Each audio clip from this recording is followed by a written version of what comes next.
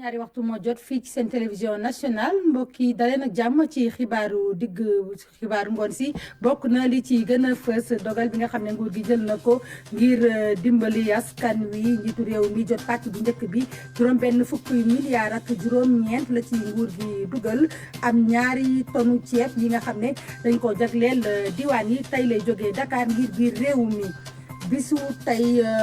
fukki nit ak ñett la ñu jàpp li ñu amee Covid 19 ci téeméer ak juróom-ñaar fukki test ak ñett yi ñu def fukk ak ñaari di cas contact beneen bi di communautaire Tambacounda moom juróom-ñaari doomu aadama ñoo fi am Covid 19 bi médecin chef bi dina ci indil ay leeral suñu mbokku chrétien yi di màggal li nga xam ne moo di Pâques yemoo ko jamono ji nga xam ne dañoo jël ay matuwaay ngir moytandiku dajalooy waaye teewul ñaaxandi nañu bépp doomu chrétien mu mën a julli ndi ko rek bés bi laaje mbokk yi asalaamaaleykum wa rahmatulah ñu rafetlu seen ànd ak seen télévision nationale njiitu réew mi dalal pàcc bu njëkk dund bi nga xam ne moom la ñu jagleel askan wi ci rek gunge leen ci jamono ji nga xam ne Covid 19 bi mi ngi lor yenn njaboot yi ñu dugal ci lu toll ci juróom-benn fukk ak juróom-ñeenti milliards ci sunuy koppar fas yéene ko jagleel. lu toll ci million ci ay njaboot yi nga xam ne seen loxo jotul seen ginnaaw ñu teewlu ci njiitu réew mi. am naa mbégte lool ñëw tey fii ci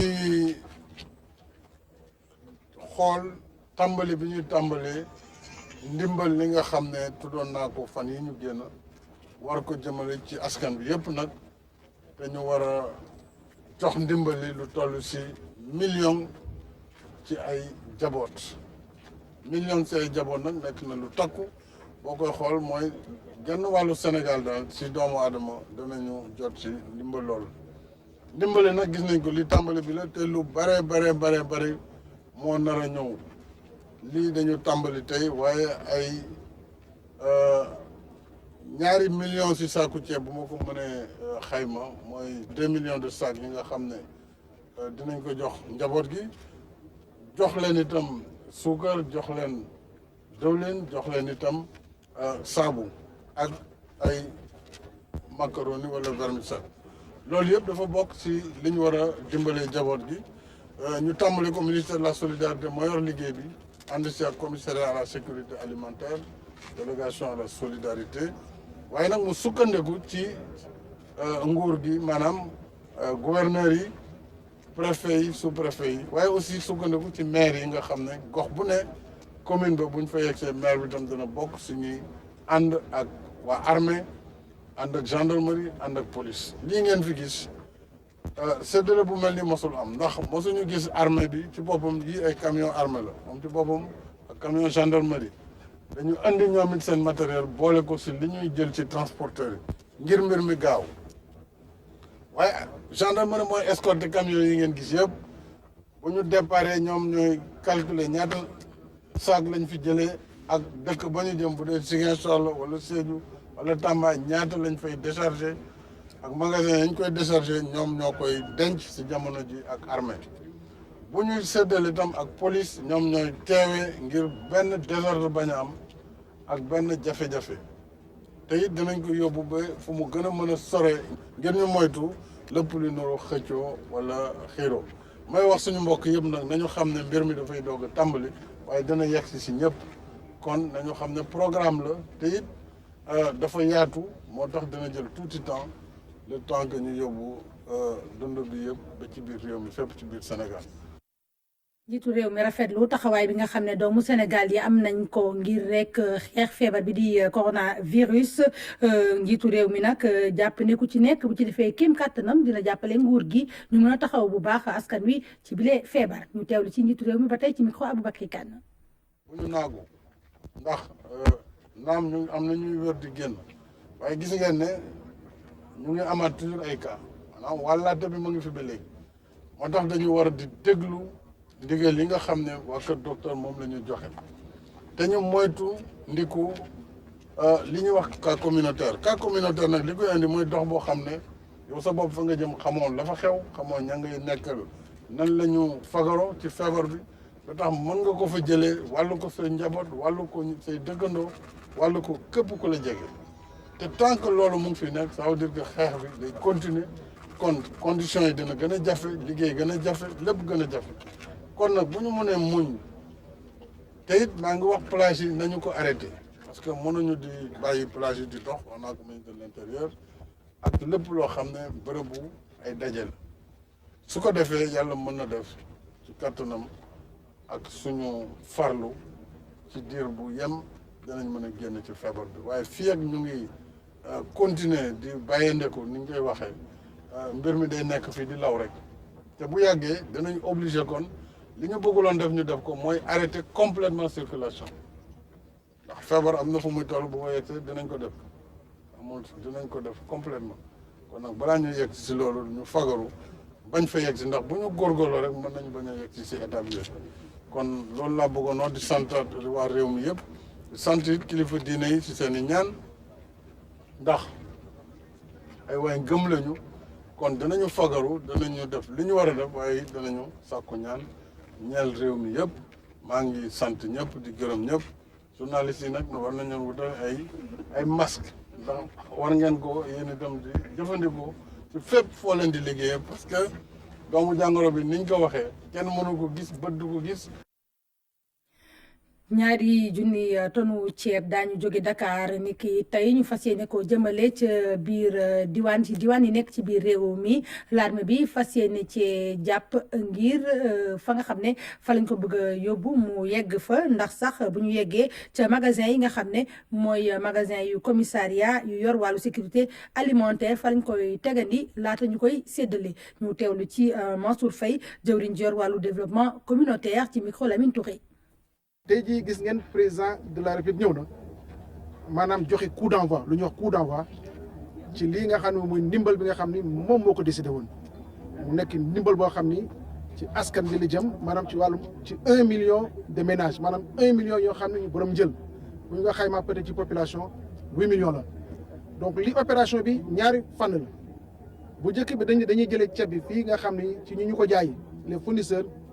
yóbbu ko ci magasin yi mooy les magasins du commissariat à la sécurité alimentaire bi nga xam ni tous les départements am na fa bu fekkee magasin yi fees na ni ñu yóbbu ko ci l'armée ji cantonnement armée fu armée nekk wala fu gendarmerie nekk wala fu police nekk te ñu am hangar donc loolu noonu la ñuy def fu mu nekk nii lii nag bëgg nañu maanaam ñu def ko ci toll juróom-ñetti fan ci lu mu bëri juróom-ñetti fan bu ñu paree ci fan bu njëkk bi bu ñu ci paree ci lañu soogaa tàmbali maanaam joxe bi buy jëm ci njaboot yi mënuñu woon tàmbali loolu parce que tout simplement comité yi nga xam ni maanaam les quartiers wala villages yi ñu ngi koy monter pareegul donc fii ak ñuy pare dana mat xëy na une semaine dès que mu pare rek ñu commencé maanaam joxe ndimbal li te wax nañ ko ndimbal bi dañ koy tàmbali aussi ci ñi nga xam ne ñoo nekk ci registre national unique mooy borom bourse familiale yi ak ñooñu nga xam ni délégation générale protection sociale moo leen defaloon enquête donc gëm nañu en tout cas bu juróom-ñetti fan yi passé bu neexee yàlla daañ ko tàmbali joxe gis ngeen aussi ne armée bi seen camions yi ñi ngi fii armée bi mooy yóbbu maanaam ceeb bi ci maanaam ci caserne yi ba train ak fu caserne armée nekk ñoom ñoo koy sécuriser gis ngeen aussi gendarme ñoo amee lépp loo xam ne escorte la escorte ak sécurisation ñoo ko yore police aussi da ciy bokk donc dañuy liggéey ak les forces de sécurité et de défense. situation coronavirus bésu tey ñu wàññi lu toll ci fukki doomu aadama ak ñett ñi nga xam ne testé na leen positif gannaaw bañ defee test yi ci téeméer ak juróom-ñaar fukk ak ñetti test yi ñu def mu di fukk ak ñaari cas contact benn bi di cas communautaire bésu tey ji jàpp nañ ne fukki doomu aadama ak juróom yu feebaroon ñoom am nañ tan bu baax ñu teewlu ci Abdoulaye Diouf Sarr ci njër wàllu wér-gu-yaram. tey samedi 11 avril 2020 ministère de la santé et de l'action sociale jot na résultat wu test yi ñu def ci téeméer ak juróom-ñaar fukk ak ñetti test yi ñu def fukk ak ñett ñoo ci positif bon donc ñoom ñoo am jàngoro ji ci fukk ak ñett yooyu fukk ak ñaar ay cas contact la ay patients yu ñu doon suivre benn bi nag mooy cas boo xamante ne transmission communautaire la mooy ko am jàngoro ji te xamuñ fan la ko jële ñu yëgal leen ne fukki ak juróom patient yu newoon hôpital wér nañ bésu tey bi dañ leen génne hôpital ci bés bi ñu yëgal tam ne ñi nekk hôpital ñu ngi yëg tan bu baax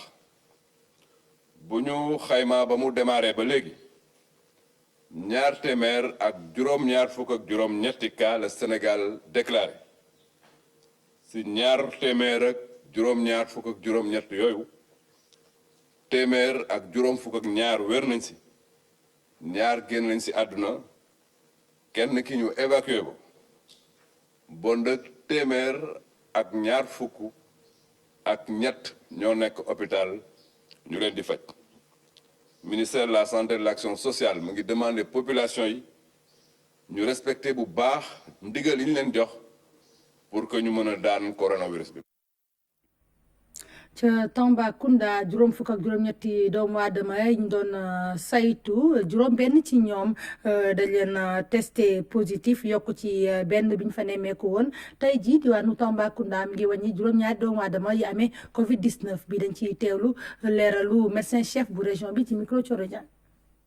sunu premier malade bi xam nga depuis le 2 lañ ko amoon mais buñ ko amee boobu léegi tooguñu ñoo ngi saytu ay yeneen cas. yàlla ak ndimbalam dëmb jot nañu yeneen juróom benn cas yoo xam ne moo yokku si benn cas bi mu nekk juróom-ñaar loolu lañ am tey mun nañu sant yàlla bu baax tey malade yooyu yëpp indi nañ leen fii si Tambacounda dëmb si guddi commencé nañu leen faj ñu ngi am tan bu baax a baax ñu ngi jël seen garab te foofu tamit bëgg naa si dellu bu baax a baax bëgg rassurer population Tambacounda ak population Sénégal ñun fii si Tamba lu ñu jéem a xeex mooy bañ a am cas communautaire loolu moo tax na pour xeex ko dañoo war a gën a topp cas contact yi ñu topp leen saytu leen d'une manière boo xam ne très ciblée bu ñu ko defee loolu moo tax ñu am cas yi te ñu ngi continuer def ay prélèvement dañ koy def te ñu ngi xaarandiku encore yeneen prélèvement yeneen cas positif tamit mun na am dans les prochains jours ñu gën a confiner dëkk bi si biir ak si biti yéemuñu fa mais dañoo jël seppi fukk ak juróom benn nit yoo xam ñu nekkoon si kër góor gi nga xam ne ñooñu ba léegi amaguñ jàngoro bi ñooñu jël leen yóbbu leen si beneen campement te ñoo ngi continuer encore képp koo xam ne saytu nañ ko boo xam ne nekk amul di doomu jàngoro bi dañ leen di seppi yóbbu leen si campement bi ou bien si école yi dañoo bëgg a gën a en tout cas gën a liggéey bi gën a tar si biir Goudiri pour ñu mën a éviter lu ñu tuddee cas communautaire. fii si Tamba même d'ailleurs fii si hôpital Tamba 44 yi leer na mais am nañu possibilité jëlaat yeneen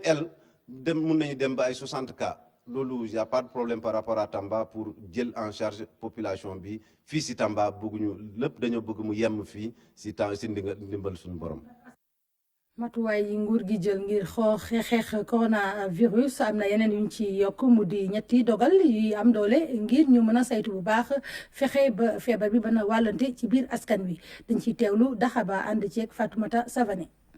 Dakar ci wàllum xeex li nga xam ni mooy Covid 19 bi nag daa dee yokk taxawaayam ci wàllu mesure yi nga xam ni dañ koo jël ngir rek daa dee takkal lépp loo xam ne dafa war a tasaare li nga xam ni mooy jàngoro ji. Gouverneur de la région nag ci benn communiqué wax na ñetti décision yu mag yi mu jël ci wàllu mesure bi ci njëkk nag doon li nga xam ni rek dafa ñeel lépp loo xam ni commerce bi la yitteel. jox nañu ndigal préfet département yépp ñu liggéey ak maire yi ak sous-préfet yi ba marché yi nga xam ni am na ci région bu Dakar ci ñuy seetlu ni léeg-léeg dafay xumb lool donc nekk ay lieu de rassemblement ñu jël ay mesures ay aménagement ba bu fekkee ni marché bi dina continuer di doxit la fay ne doon liggéey mu doon commerce yi nga xam ni lu essentiel la ci nit ki comme lu jëm ci wàllu dund nga xam ni ala kulli xaal da ngay ñëw jënd dund pour loo dundee sa kër loola ñu organiser ko waaye lépp lu nga xam ni njëriñam xëy na jamono yi ñu toll eggul ci benn dayoo ba yooyu ñu arrêté ko bu ngeen gisee ñu santaane loolu nag mooy que dañu gis ni marché yi dafay faral di xumb di bëri nit xëy na bu ñu tëjee yenn commerce yi dina wàññi fréquentation bi ca dina wàññi évidemment risque bi. lépp lu ñeel zone yi nag ñi nga xam ne ñooy autorité administrative yi dañoo rek daal di bëgg ñu daal di respecter lépp luy charte ak mesure ngir nag ñu mën a rek xeex li nga xam ne mooy jàngoro ji ñaareel bi mu jël ci wàllu disposition sax mooy ñu daal di gën a dëgëral li nga xam ne rek mooy teewaayu force de sécurité et de défense yi. alors deuxième mesure bi nga xam ni tam jël nañ ko mooy que contrôle bi nga xam ni dinañ koy def pour faire appliquer arrêté bu ministre de l'intérieur jëloon pour interdire les rassemblements ak manifestations yi dañu bëgg contrôle boobu ñu gën ko intensifier maanaam police ak gendarmerie gën a génne seen élément ci mbedd yi ci lieu de détente yi ci plage yi surtout parce que bi ñu dawalee état d'urgence bi dawal arrêté bi gisoon nañ ni nit ñi toogoon nañu ba ñu tëj école yeeg yooyu mais dafa mel na xale yi commencé waat nañu dem di fréquenter plage yeeg yooyu en tout cas am na signal nañ am na plage bu nga xam ni xale yi ñu ngi fay dellu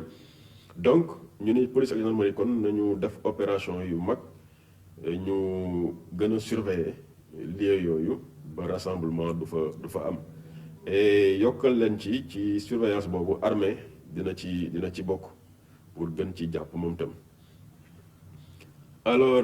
donc loolu c'est pour gën a appliquer mesure ministre de l'intérieur. gouverneur de Dakar wax na itam ci lépp loo xam ne dañ ko war a def rek ngir ñu respecter charte yi surtout nag ci wàllu dem beeg dikk bi ci transport en commun yi. ñu bëgg nag police ak gendarmerie ñu gën a taxaw ci contrôler transport en commun surtout njaganjaay yi car yi ñuy wax njaganjaay ak yooyu ak yu mel ni yooyu.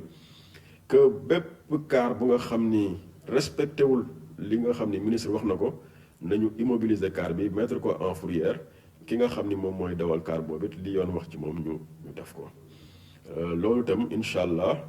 muy car yi muy taxi yi ak ñëpp donc transport bi yëpp lépp lu nga xam ne daal ministre jël na ko ci ay mesures mais rawatina nag ci transport en commun yi bu soobee yàlla bëgg nañu liñ ci doon def benn ñu def ci ñaar mbaa ñett mbaa fukk. ba nit ñi appliqué ko nu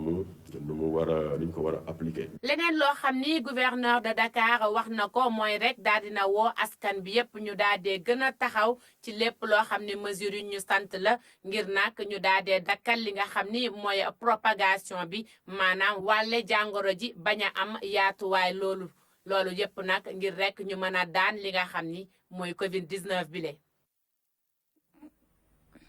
gouverneur bu Ndakaaru jot a àddu ci matuwaay nga xam ne nguur gi jël na ko ngir toppatoo ñi ñu beroon te ñu jotoon a gisee ak ñi amee Covid 19 bi ñu daraloon leen ci fukki hôtel ak ñaar nguuru Sénégal moo daal di fay yooyu le barab ñu teewlu ci Assane Fall gouverneur bu Ndakaaru. Actuellement pour maîtriser propagation Covid bi. kilifa njiitu réew mi ak gouvernement bi dañu jël ay mesures pour ñu ñëpp ñu nga xam ni dañ leen war a confiner ci quelque part ñu yóbbu leen ci hôtel parce que hôtel yi xëy na am na yenn commodité yi mën nga nekk ci néeg bi ca doo am benn jafe-jafe d'existence alors ñu doon nag liggéey ak tey jii ma lay wax ak yow lu toll ci fukki hôtel ak ñaar ci fii ci Dakar am na ci résidence tam mais li nga xam ni moom lay wax mooy cas contact yi mooy ñi nga xam ni dañu am contact ak personne bu nga xam ni finalement dañ ko testé bi positif donc xamuñu ba xam cas contact bi mbir mi laal na ko am déet mais comme wóoruñu ñu ni léegi pour bañ ko bàyyi muy wër éventuellement di ko jox ñeneen nañu leen yóbbu ci hôtel yooyu ñu toog fa durée bi nga xam ni personnel médical bi jël na ko muy 14 jours bu jeexee bu ñu leen testé mu négatif ñu bàyyi leen seen kër ñu ñibbi bu positifee ci biir kii beeg yooyu ñu yóbbu leen faji leen loolu opération boobu tàmbali na ñi ngi ci ca vraiment joxe na ay satisfaction parce que tey ji may wax ak yow am na ñu nga xam ni dañ leen yóbbu malheureusement test bi positif ñi ngi ci ñu leen di faj am na ñu nga xam ni yóbbu nañ leen ba ñu def 14 jours dara jotu leen bàyyi nañ leen ñu ñibbi may wax kon ñi nga xam ni c'est des cas contacts parce que tant que am na cas positif rek am na ay cas contacts te benn cas positif mën na am 40 50 cas contacts ñooñu nag am na équipe yu dem di leen di jëli pour yóbbu leen ci hôtel yi ma leen di xamal ni loolu ñuy def du gaieté de cœur la ñuy ñëw naan bàyyil sa kër nga dem toog hôtel nit ñi ñu koy def nañu xam ni c'est pour des raisons de santé ak de sécurité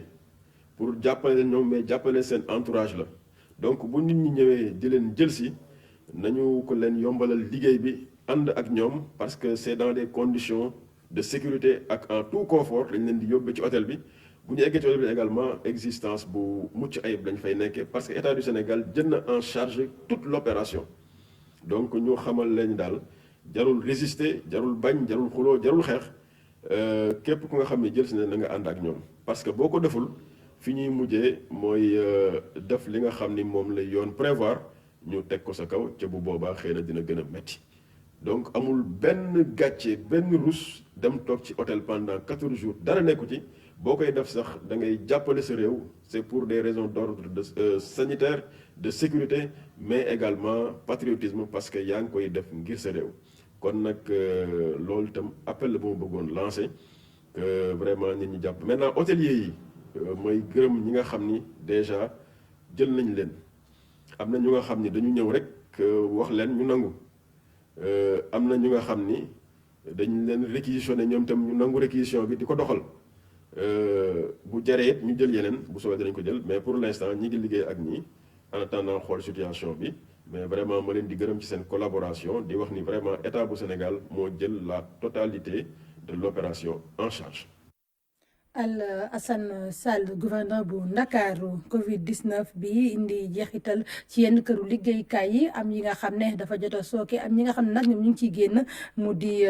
usine bi nga xam ne dafa yëngu ci wàllu métallurgie nekk fële ca Sébikotane Aram Ndaw demoon seeti rek dañ fa nekkee ci jamono yi nga xam ne seen mbir yi dafa mel ni mi ngi dox bu baax a baax. matuwaay yi ñu lay jëlloo laata ngay dugg ci usine bi. ak masque yi ñëpp daal di takk moom mooy fàttali ne fii feebar bi rek mi ngi wéy di lëmbe àdduna bi waaye su ko weesoo daanaka dara soppeeku fii usine baa ngi wéy di defar fer à béton ni mu waree ak niñ ko xamee. fer à béton dafay topp économie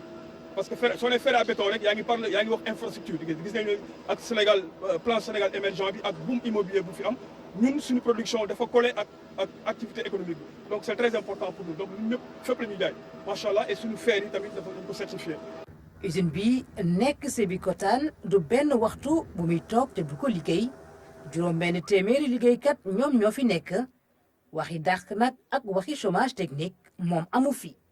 waaw loolu moom il est hors de question ñu def loolu c'est malheureux quand même parce que entreprise yu dàq seen personnel yi entre guillemets ñoom xam naa ni neexu leen. donc je pense que aussi loo gis rek dafa war am jurisprudence parce que crise bi suñ si jógee war nañu am jàngat bu bëri non seulement peut-être revoir code du travail bi xool aussi parce que kenn prévoir lii dina am war nañu am jàngat bu bëri parce que travailleur dafa am solo surtout en Afrique soo liggéey da nga am sa njaboot ñu bëri dañoo compte si yow. kilifay usine bi ne jàppale liggéeykat yi ak boolu liggéey moo leen si mën a génnee te fi mu toll nii ñi ngi xamle ne ñi ngi sant yàlla. donc pour le moment ñu ngi atteindre suñu objectif yi macha allah ñu ngi koy atteindre bu baax. waaw employé ñu ngi jot seen salaire ba léegi ñu ngi koy jot parce que premier droit travailleur mooy salaire am te loolu il faut ñu assurer ko te comme ni ma ko waxoon fii ku fi liggéey da ngay liggéey sa bopp da ngay liggéey aussi sa njaboot donc c'est normal tamit ñu sécuriser emploi travailleur sécuriser seen salaire ça c'est important. mu mel ne kon ñoom bokkuñ ci këru liggéeykaay yi sooxe ci feebar bi xeex bi nag jeexagul. waaye ñu am yaakaar ne dinañ ci mën a génn. doxalin bu bees ci marché yi ngir ñu mën a xeex li di Covid 19 jëwriñ jor wàllu hygiène publique jàpp ne lu war la jamono ji ndax sax demoon na ca marché HLM foofu nga xam ne tàmbale woon nañ fa tëj cantine yi ngir mën a setal barab ba ñu teewlu ci Issa Thioro Gueye. xool ñi di jàll jox leen gel antiseptique loolu la def ci bëccëg gi yëpp li tax a jóg nag. point de propreté yi nga xamante ne ministère bi yore hygiène publique moo ko sanca mooy xeex ak lii di propagation Covid 19 ci watu lieu public yi. looloo am fii nii ci avenue bi nga xamante ne moom moo jege marché HLM bi ñu tëj am na fukki fan ak ñaar pour que ñu mën ko nettoyer bu baax. marché dafa sensible fu ñu ne ñaari nit yu ne bu ñu taxee war nañoo am distance su 1 mètre fii marché ku nekk da ngay coller sama muy danger beneen bi mooy ñu fi ñëw ñëpp clando moo leen fi andi mu nekk beneen danger donc danger boobu la ñuy éviter moo tax ñu tëj marché bi nettoyer ko ba mu set comme nettoyer ba mu set léegi dañ ñëwoon pour 12 jours normalement suba le service d'hygiène war a ñëw pour pulvériser ko su ñëwul suba altine lay ñëw ce qui fait que bu ñu ko ubbiwul lundi nañ ko ubbi mardi.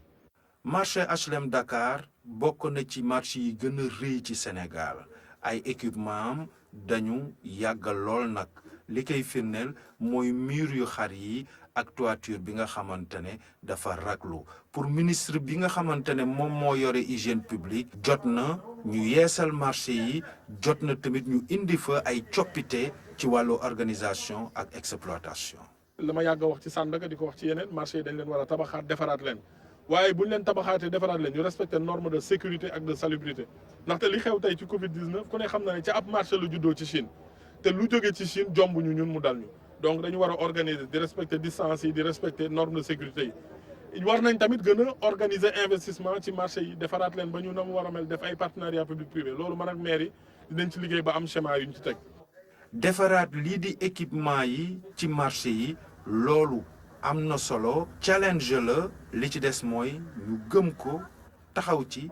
bàyyi xel tamit ci lii di cet.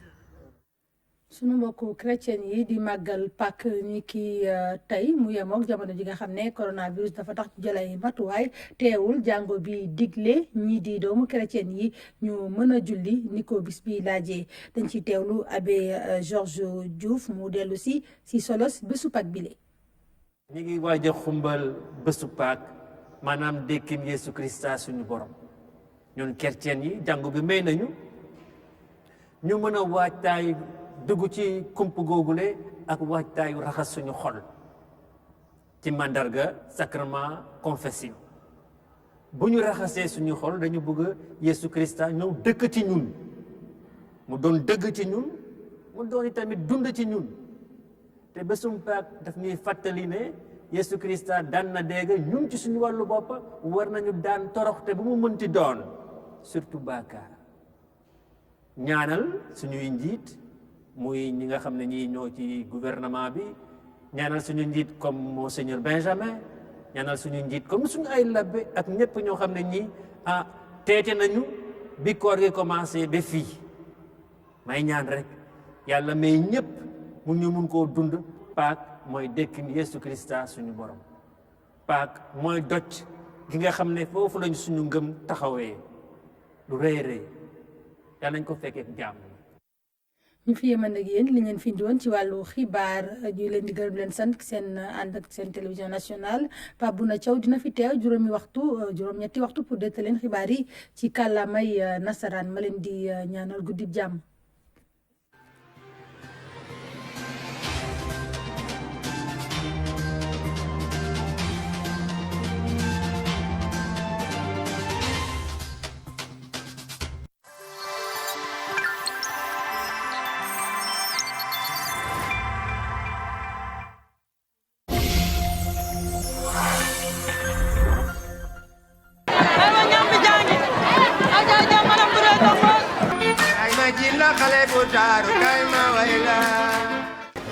Ah, ça va et toi? Tu vas bien? Ça va?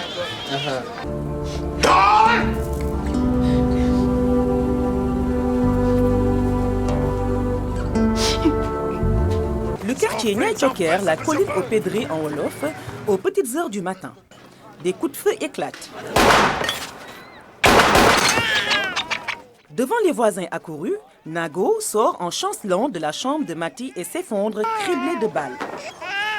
Celle que tout le monde appelle Madame Brouette s'accuse d'avoir assassiné son mari.